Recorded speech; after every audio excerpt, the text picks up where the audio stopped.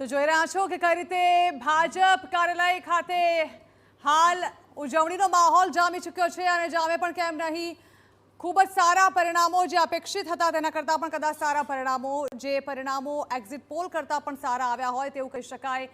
NDA માટે હાલ ભાજપ કાર્યાલયની બહાર જશ્નના દ્રશ્યો સામે આવી રહ્યા છે. બિહારમાં જેડીયુ સૌથી મોટી પાર્ટી બની છે અને એ સાથે જ આજે આ પ્રચંડ જીતની સાથે ઉજવણીનો માહોલ જોવા મળી રહ્યો છે.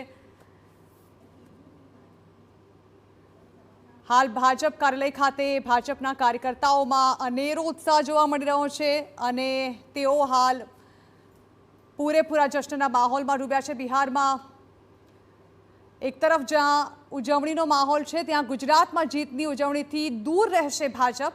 દિલ્હી બ્લાસ્ટને પગલે કમલમમાં ભાજપ ઉજવણી નહીં કરે તેવો નિર્ણય લેવાયો છે. જીત બાદ પ્રદેશ કાર્યાલય ખાતે દર વખતે ઉજવણી કરવામાં આવતી હોય છે, ત્યારે કમલમ ખાતે આજે ઉજવણી નહીં કરવામાં આવે, કારણ કે જ્યાં બિહારમાં એનડીએની પ્રચંડ જીત થઈ છે તેની વચ્ચે દિલ્હીમાં એક બ્લાસ્ટની ઘટના પણ સામે આવી હતી, જેને લઈને આ નિર્ણય લેવામાં આવ્યો છે, જેમાં ગુજરાત ભાજપ જે છે ત્યાં ઉજવણીથી દૂર રહેશે.